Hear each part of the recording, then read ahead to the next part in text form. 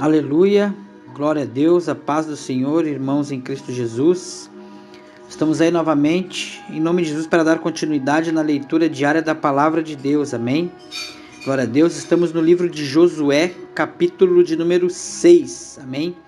Que vai falar sobre a cidade de Jericó, a queda de Jericó, sobre Rabi e sua família e a maldição em Jericó, amém? Glória a Deus. Vamos fazer aquilo que diz na palavra de Deus, que é meditar nela de dia e de noite, amém? Vamos nos esforçar para que nós venhamos ter o melhor de Deus em nossas vidas, amém? Para que nós venhamos conhecer este Deus tão grande, tão maravilhoso que a gente ouve falar muitas vezes. Em nome de Jesus, amém? Continue aí nos acompanhando, amém? Toque no sininho, se inscreve-se no canal, vamos fazer o ID de Cristo, vamos pregar o Evangelho através das redes sociais. Em nome de Jesus, amém? Glória a Deus. Capítulo 6 do livro de Josué. 1451 anos antes de Cristo. O subtítulo é Jericó. Mas Jericó estava fechada, e bem fechada, por causa dos filhos de Israel. Ninguém saía nem entrava, amém? Era uma forte fortaleza, né? Era um obstáculo para a entrada de Israel. Satanás sempre terá alguma coisa, alguma fortaleza para impedir o nosso progresso espiritual, amém? Ela era uma cidade inexpugnável, portanto a conquista seria impossível para Israel, mas não impossível para Deus, né? Sabemos que para o povo de Israel, humanamente falando, era impossível entrar naquela cidade, porque era uma cidade muito fortificada, amém? Mas como sabemos que para Deus nada é impossível, e o povo de Israel é o povo de Deus, nós somos Israel, nós somos o povo de Deus, então nós crendo em Deus, né, e fazendo aquilo que diz em sua palavra, nada será impossível para nós, em nome de Jesus. Então disse o Senhor a Josué: olha, eu entreguei Jericó em tua mão, o seu rei e todos os seus guerreiros esforçados, amém? Aqui diz assim que pelo visto, o Senhor disse a Josué essas coisas quando lhe apareceu, como está registrado no capítulo anterior, amém? Dareis, pois, vós, todos os homens de guerra, à volta da cidade, rodeando a cidade uma só vez, e seguireis fazendo isso por 6 dias, né? É provável que essa tenha sido um plano de batalha, né? Mais estranho que alguém já tinha feito, imagina? Olhando com os olhos humanos, né? Para que ficar rodeando uma cidade durante 6 dias, né? Somente Deus. E 7 sacerdotes levarão 7 trombetas de jubileu diante da arca. Mas no 7º dia vós dareis a volta à cidade por 7 vezes, e os sacerdotes trocarão as trombetas, né? O número 7, ele é usado aqui, né? Não é algo sem propósito, né? Ou sem algum projeto, né? A gente sabe que o número 7 ele simboliza o número da perfeição, né? A plenitude e a universalidade de Deus, amém? Estes são os planos de Deus, né? E eles sempre têm êxito. Os planos de Deus, eles sempre têm êxito, sempre vai dar certo, né? Por isso que nós devemos parar de fazer por nós mesmos planos, né? E permitir que Deus ele planeje por nós. Foi como a gente sempre diz, né? Os planos sempre têm êxito. Quem sabe se um dia a gente tiver uma fé, né, suficiente para colocar a nossa vida realmente na presença de Deus, né? 100% a gente decidir em nosso coração e nossas atitudes colocar Deus na frente de tudo, né? Deus aqui disse para Israel, né? Eles andar por 6 dias e no último dia dar 7 voltas, né? Deus ele sempre diz para nós como nós devemos fazer, que para nós são coisas loucas, né? São coisas sem sentido. Mas quando a gente colocar as coisas na mão de Deus, como diz a palavra aqui, diz que os seus planos sempre têm êxito. Sempre as coisas vão dar certo quando nós colocar realmente na presença de Deus, né? Eu creio que isso é algo muito difícil. E acontecerá que quando for tocado prolongadamente o som da trombeta do jubileu, e quando ouvires o som da trombeta, então todo o povo gritará com grande voz, e o muro da cidade cairá abaixo, e todo o povo subirá por ele, cada um em frente de si, né? Aquilo ali eu creio que seria um grito de obediência, um grito de vitória, né? Deus disse que era para gritar, né? Em sentido espiritual, a gente sabe que o grito tem tudo a ver com a queda da muralha, né? Mas no caso, no sentido físico, material, não tinha absolutamente efeito algum, né? É uma coisa óbvia que a gente não vai conseguir gritando derrubar uma muralha, mas aquilo ali foi uma obediência espiritual, né? A queda da muralha diz aqui que aconteceria estritamente por um milagre de Deus, amém?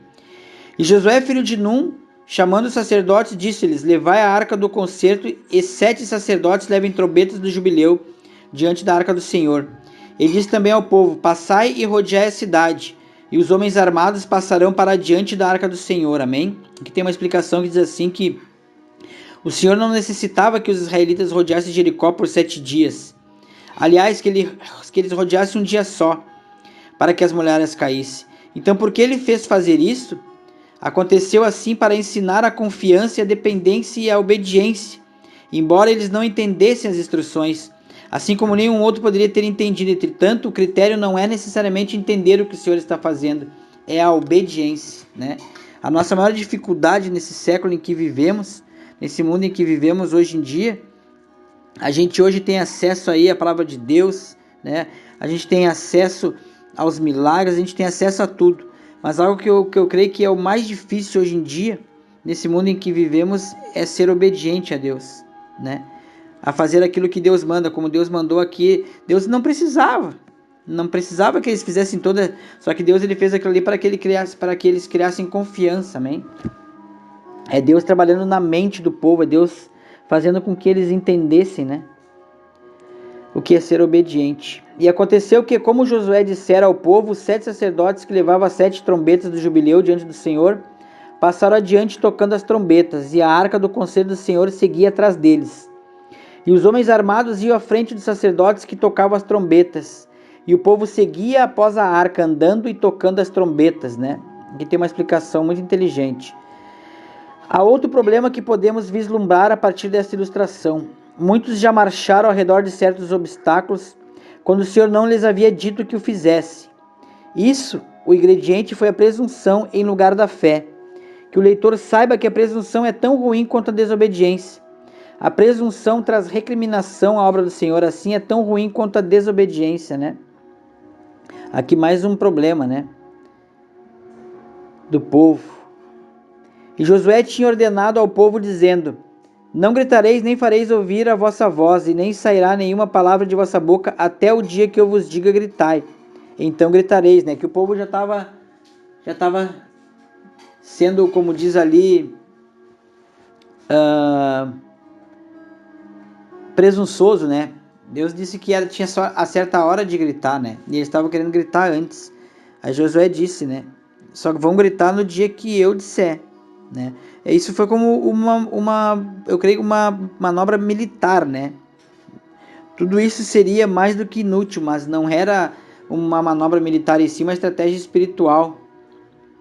O povo estava entendendo errado. A arca do Senhor, pois, deu uma volta ao redor da cidade e voltaram para o acampamento na qual passaram a noite, né? Eles rodearam a cidade de uma só vez, né? O tempo que foi requerido, depois do qual retornaram ao acampamento junto com a arca do Senhor. E Josué depois se levantou de madrugada, e os sacerdotes levaram a arca do Senhor, e os 7 sacerdotes que levavam as 7 trombetas do jubileu à frente da arca do Senhor empreenderam a marcha, andando e tocando as trombetas, e os homens armados foram diante deles. E o povo reunido seguia depois da arca do Senhor, e iam andando os sacerdotes e tocando as trombetas. Assim deram outra volta na cidade do segundo dia, e retornaram para o acampamento. Dessa maneira fizeram por 6 dias. E o 7º dia se levantaram quando subia a alvorada, e deram a volta na cidade da mesma maneira 7 vezes, e somente neste dia deram a volta ao redor dela 7 vezes, segundo o que Deus tinha dito, né? E quando os sacerdotes tocaram as trombetas pela 7ª vez, Josué então disse ao povo: gritai, porque o Senhor vos entregou a cidade. Mas a cidade será anátema ao Senhor, e ela com todas as coisas que estão nela. Somente Raabe, a prostituta, viverá com todos os que estiverem na casa com ela, porquanto escondeu os mensageiros que a enviamos, né? Ali fala sobre a fé, né? A fé sempre tomará a cidade, a fé sempre salvará Raabe. Porém vos guardareis da anátema, no qual não toqueis nem tomeis coisa alguma do anátema, para que não façais maldito o acampamento de Israel e o perturbem, né? Aqui diz uma explicação assim, que infelizmente um homem não obedeceu, né? E causou a Israel uma grande calamidade. Tudo da cidade tinha sido amaldiçoada por Deus, porque havia sido entregue totalmente à idolatria, né? O cristão moderno, do mesmo modo, deve ser cauteloso com respeito a ser enredado pelo mundo, né? Embora estejamos no mundo, não devemos ser do mundo. De fato, o mundo entrar no crente é o que vale ao mesmo que a água que entra num casco de navio. O resultado é a ruína, né? Aqui Deus tinha dito para eles que eles deveriam... Tudo que tivesse naquela cidade deveria ser anátema, né? Mas teve um ali que desobedeceu. Mas toda a prata e o ouro e os vasos de bronze e de ferro serão consagrados ao Senhor. E ingressarão no tesouro do Senhor, né? É uma expressão usada para algo especial, né? Consagrar a Deus. Versículo 20, subtítulo: A queda de Jericó. Então o povo deu gritos, e os sacerdotes tocaram as trombetas. E aconteceu que quando o povo ouviu o som da trombeta, o povo gritou com um grande brado, e o muro caiu abaixo. O povo subiu logo à cidade, cada um em frente de si, e a tomaram. Amém? Aqui diz que se tivessem tentado isso sem a direção do Senhor, as baixas teriam sido em massa. Entretanto, ao seguirem o Senhor, não há registro que houve absolutamente qualquer baixa entre o exército de Israel, né? Aqueles seguindo a vontade de Deus, né, eles não tiveram perda.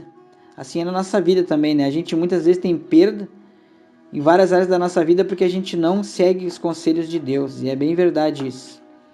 E destruíram tudo o que havia na cidade, homens e mulheres, jovens e velhos, até os bois, as ovelhas e os jumentos, a fio da espada, né? Porque isso foi ordenado a fazer, Deus mandou destruir tudo. Versículo 22, subtítulo: Raabe e sua família. Mas Josué disse aos 2 homens que tinham reconhecido a terra: Entrai na casa da mulher prostituta e façam sair de lá a mulher e a tudo que for dela, como a juraram, né? Raabe, ela tinha uma salvação assegurada, né? Era o fio de escarlate, lembra que nós lemos nos capítulos anteriores que estava na porta dela, né? Ela estava segura, né? Quando o dia da ira veio, né? Quando o dia que era para cair a muralha, né? Como no prometido, ela ficou segura naquele lugar, né? E assim a gente sabe que vai ser no dia, né? No dia da ira do Senhor, né? Aqueles que estiverem em Cristo Jesus, né? Eles serão como esse fio de escarlate, né? Vão estar protegidos da ira de Deus que tem para vir. E os jovens espiões entraram e tiraram Raabe, seu pai e sua mãe, e seus irmãos, e tudo o que deles era. E também tiraram toda a sua parentela e a puseram fora do acampamento de Israel. E assim Raabe e toda a sua família eles foram salvas, né? Dessa forma eles foram salvos. E consumiram com fogo a cidade e tudo o que nela havia. Somente puseram no tesouro da casa do Senhor a prata, o ouro e os vasos de bronze e de ferro. E assim Josué salvou a vida de Raabe, a prostituta, e a casa de seu pai e tudo o que ela possuía, e habitou ela entre os israelitas até hoje, né? Porquanto escondeu os mensageiros que Josué enviou a reconhecer a Jericó. Amém? Aqui tem uma explicação muito interessante. Diz assim, ó, embora Raabe estivesse destinada à destruição, a sua fé a salvou. E Raabe se casou com Salmão, um dos príncipes de Israel, e ela foi incluída na genealogia do Senhor, que está em Mateus 1,5. Né? A sua fé levou-a às alturas da glória, e assim será com todos os que se atreverem a crer em Deus. Né? O Senhor tomou a libertinagem dela e a transformou em santidade, aleluia. E ele tomou a maldição que estava sobre ela e a transformou em bênção. O que ele fez por ela fará também por você. É forte isso aqui, né? Ela se casou com Salmão, né? Era um dos príncipes, devido da maldição que era a vida dela, da libertinagem, da prostituição, né? Ela se tornou uma mulher santa. É assim que Deus ele quer fazer quando a gente obedece e busca Ele. Versículo 26, maldição em Jericó. Naquele tempo Josué lhes juramentou, dizendo: Maldito diante do Senhor o homem que se levantar e reedificar essa cidade de Jericó. Sobre o seu primogênito jogará os seus alicerces, sobre o seu filho menor assentará as suas portas. Aleluia. Foi, pois, o Senhor com Josué, e o seu nome se divulgou por toda a terra, né? Aqui diz assim, que honra é quando o Espírito Santo diz que o Senhor está com alguém. E é verdade. Aleluia. É uma honra mesmo. Aleluia. Glória a Deus. Esse foi o capítulo de número 6 do livro de Josué. Amém? Vamos continuar aí, firmes e fortes. Vamos ler a palavra de Deus. Vamos nos esforçar. Vamos fazer como o apóstolo Paulo disse: Combati o bom combate, terminei a carreira e guardei a fé. O objetivo nosso aqui nessa terra é que a gente continue, independente das lutas, independente das guerras que vierem, independente das muralhas de Jericó que se levantaram à nossa frente. O importante é a gente estar confiante em Deus, amém? E continuar. Não desistir na metade do caminho, amém? Seguir o foco que é Cristo. em nome de Jesus, amém? Fique firme, fique forte e até o próximo capítulo, em nome de Jesus.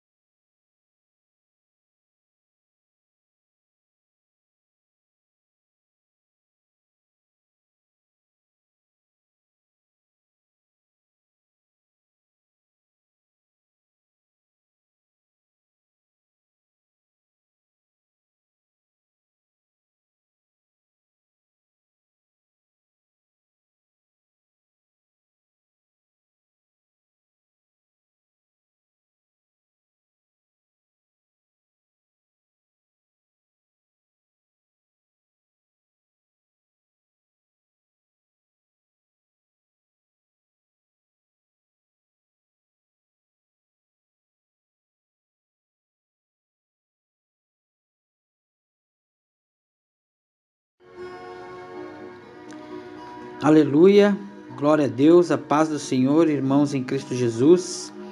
Estamos aí novamente, em nome de Jesus, para dar continuidade na leitura diária da Palavra de Deus, amém? Glória a Deus, estamos no livro de Josué, capítulo de número 6, amém? Que vai falar sobre a cidade de Jericó, a queda de Jericó, sobre Rabi e sua família e a maldição em Jericó, amém? Glória a Deus. Vamos fazer aquilo que diz na palavra de Deus, que é meditar nela de dia e de noite, amém? Vamos nos esforçar para que nós venhamos ter o melhor de Deus em nossas vidas, amém? Para que nós venhamos conhecer este Deus tão grande, tão maravilhoso que a gente ouve falar muitas vezes. Em nome de Jesus, amém? Continue aí nos acompanhando, amém? Toque no sininho, se inscreve-se no canal, vamos fazer o ID de Cristo, vamos pregar o Evangelho através das redes sociais.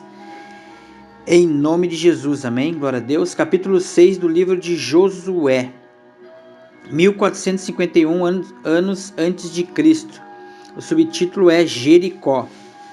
Mas Jericó estava fechada, e bem fechada, por causa dos filhos de Israel. Ninguém saía nem entrava, amém? Era uma forte fortaleza, né? Era um obstáculo para a entrada de Israel. Satanás sempre terá alguma coisa, alguma fortaleza para impedir o nosso progresso espiritual, amém? Ela era uma cidade inexpugnável, portanto a conquista seria impossível para Israel, mas não impossível para Deus, né? Sabemos que para o povo de Israel, humanamente falando, era impossível entrar naquela cidade porque era uma cidade muito fortificada, amém?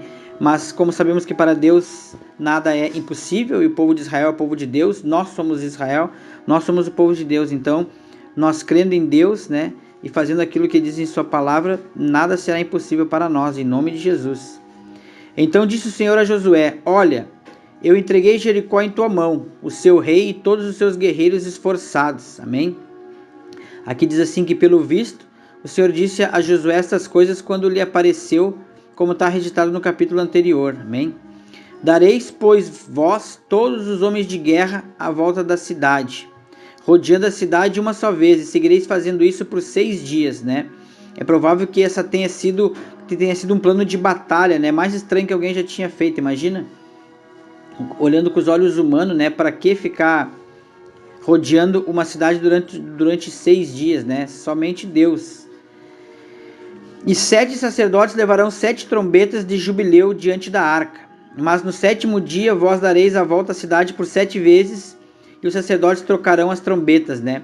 O número 7, ele é usado aqui, né? Não é algo sem propósito, né? Ou sem algum projeto, né?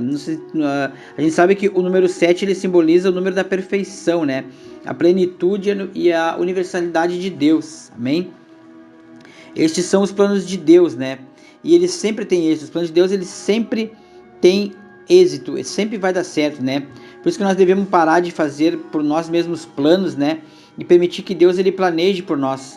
Foi como a gente sempre diz, né? Os planos sempre têm êxito. Quem sabe se um dia a gente tiver uma fé, né, suficiente para colocar a nossa vida realmente na presença de Deus, né? 100% a gente decidir em nosso coração e nossas atitudes, colocar Deus na frente de tudo, né? Deus aqui disse para Israel, né? Eles andar por 6 dias e no último dia dar 7 voltas, né?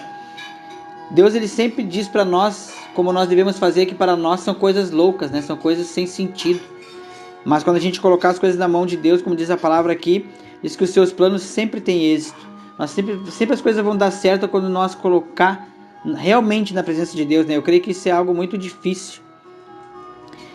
E acontecerá que quando for tocado prolongadamente o som da trombeta do jubileu, e quando ouvires o som da trombeta, então todo o povo gritará com grande voz, e o muro da cidade cairá abaixo, e todo o povo subirá por ele, cada um em frente de si, né?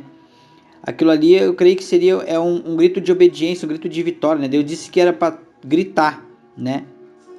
Em sentido espiritual, a gente sabe que o grito tem tudo a ver com a queda da muralha, né?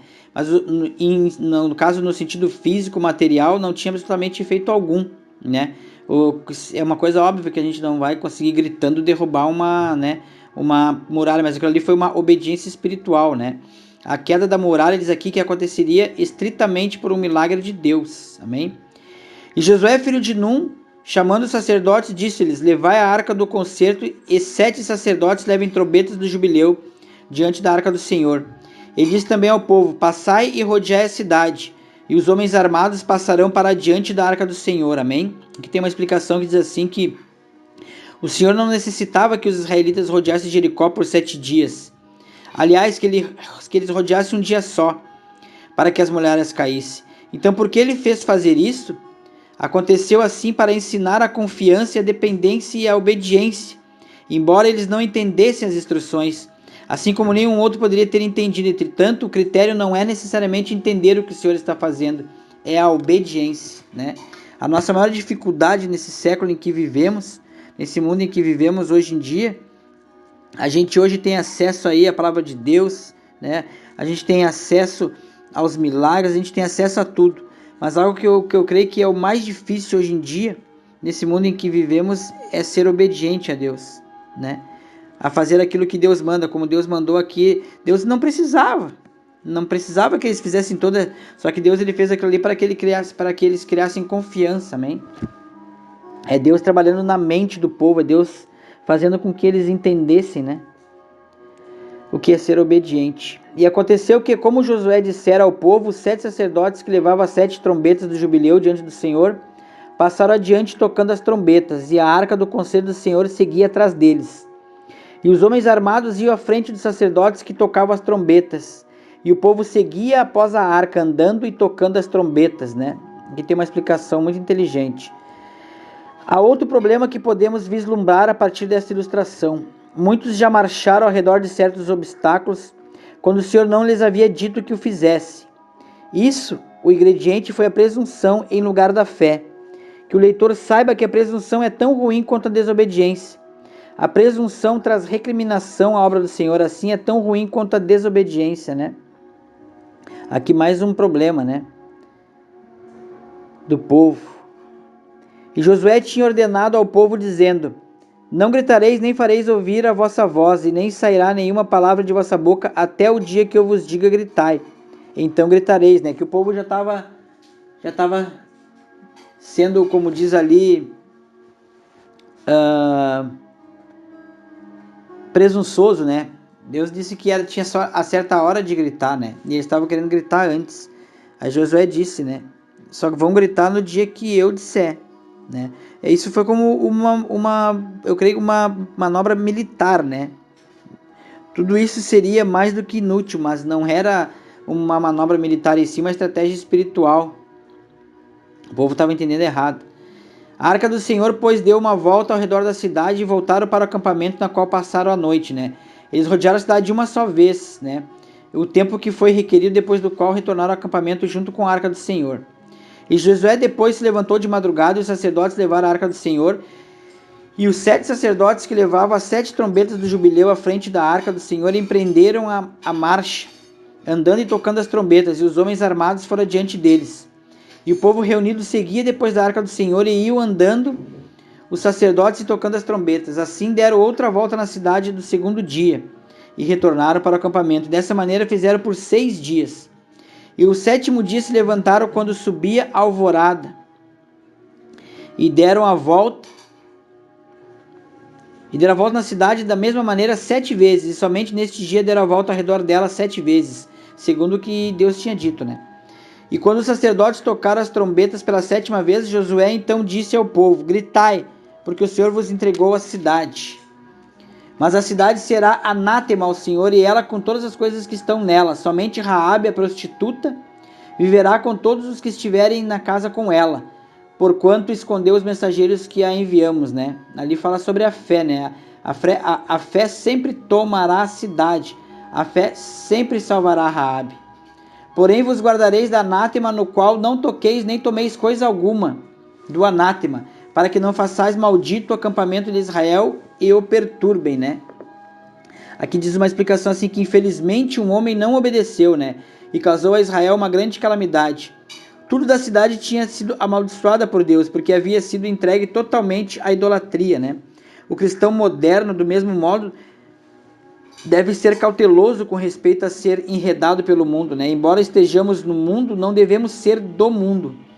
De fato, o mundo entrar no crente é o que vale ao mesmo que a água que entra num casco de navio. O resultado é a ruína, né? Aqui Deus tinha dito para eles que eles deveriam... Tudo que tivesse naquela cidade deveria ser anátema, né?